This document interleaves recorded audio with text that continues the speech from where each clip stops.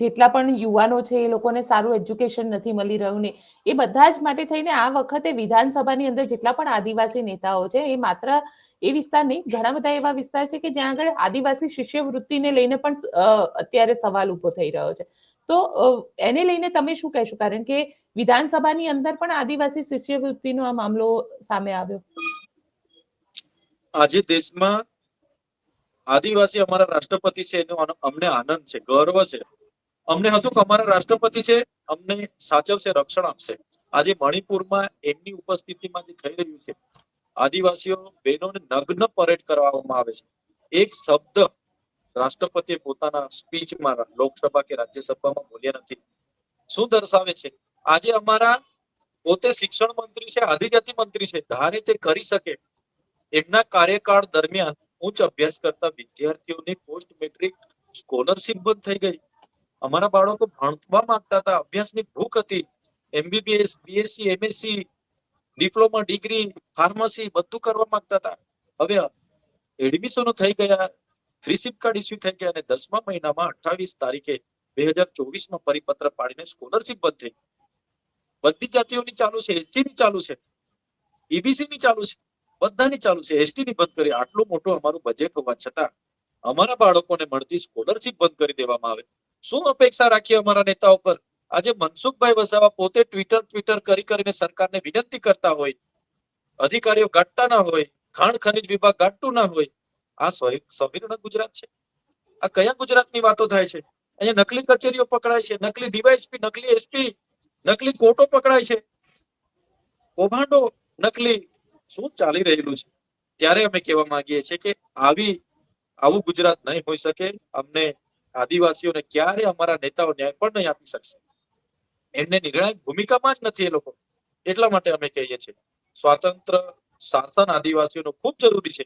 અમારા પૂર્વજો એના માટે જ લડ્યા છે. બિરસા મુંડા હોય, ખાદ્ય નાયક હોય, ટાટ્ય નાયક હોય, ગુરુ ગોવિંદજી હોય, અમારા તમામ પૂર્વજો આદિવાસી સ્વાયત્ત રાજ માટે જ લડ્યા છે. અને એ પૂર્વજોની માંગ અમે આગળ વધાવીએ છીએ. અમને પૂરો ભરોસો છે, અમે આદિવાસી સમાજ જાગ્યો છે, અમે મેળવીને રહીશું. અમારો અધિકાર છે. સંવિધાનમાં આર્ટિકલ 3માં પ્રાવધાન છે, ભાષા આધારિત રાજ્ય બની શકે છે. અમારું 3.5 કરોડથી પણ વધારે વસ્તી આજે એ બેલ્ટમાં અમે રહીએ છીએ. તો અમારો પણ અલગ રાજ્ય બને, અમે પણ તેલંગાણા અને ઝારખંડની જે અમારા આદિવાસી સમાજનો વિકાસ કરીશું. એમાં ક્યાં વાંધો છે? પણ તમને લાગે છે આદિવાસી લોકો સાથે આવશે આ તમારા જે તમે કહી રહ્યા છો કે હવે તમે આંદોલન શરૂ કરશો, તો એની અંદર આદિવાસી લોકો સાથે જોડાશે? કારણ કે આ તો નેતાઓ પોતાની એક અલગ રાજનીતિ કરી રહ્યા છે. ચોક્કસ આદિવાસી સમાજ મારી સાથે જોડાશે, મને પૂરો વિશ્વાસ છે. આજે ઘણા બુદ્ધિજીવી ક્લાસ 1 અધિકારીઓ પડદા પાછળ રહીને પણ અમને કહે છે કે તમારી આ માંગ બિલકુલ વ્યાજબી છે. આજે આદિવાસીઓ સાથે ગુજરાત હોય, મહારાષ્ટ્ર હોય, મધ્યપ્રદેશ હોય, રાજસ્થાન હોય, જે પણ અનદેખી થઈ છે એ અનદેખી હવે આવનારા દિવસોમાં અમે નથી જોઈ શકવાના.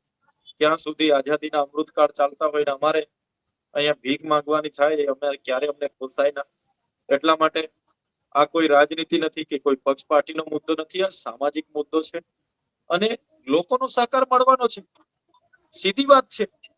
આજે રાજ્યમાં ભરૂચમાંથી નર્મદા છૂટું પડ્યું છે, બરોડામાંથી છોટાઉદેપુર છૂટું પડ્યું છે, પંચમહાલ નવો જિલ્લો બન્યો છે, તો લોકોને ફાયદા માટે બન્યો છે.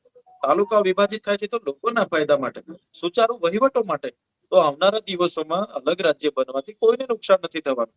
આજે ગુજરાતીઓ પૂરા દેશ સહિત વિદેશોમાં પણ બિઝનેસ કરે છે. તમે કહી રહ્યા છો કે ગુજરાતી પૂરા દેશમાં ધંધો કરે, કોઈ પ્રાંતવાદની કે અલગતાવાદની કોઈ પ્રાંતવાદ કે અલગતાવાદની વાત નથી. બિલકુલ ચૈતરભાઈ, આપ આપની વાત પૂરી કરો.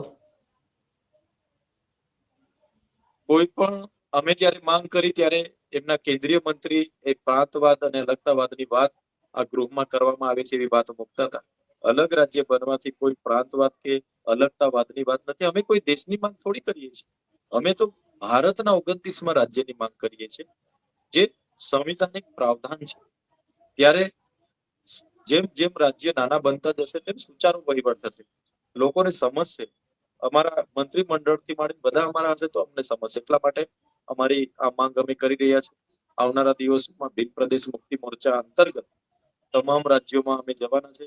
તમામ રાજ્યોની જે પણ પાંખ હશે એ પાંખ બનાવીશું અને નીચેથી લઈને સાથે વિધાનસભા, લોકસભા, રાજ્યસભા અને રાષ્ટ્રપતિ સુધી કઈ રીતના અમારી રજૂઆત ત્યાં પહોંચાય અને એની નોંધ લઈને સરકારોને અમે એ દિશામાં વિચારતા કરીએ એ તરફના અમારા પ્રયાસો હવે ચાલુ કરી રહ્યા છે. બિલકુલ ચૈતરભાઈ, આપ અમારી સાથે જોડાયા તેના માટે આપનો ખૂબ ખૂબ આભાર. જી ધન્યવાદ.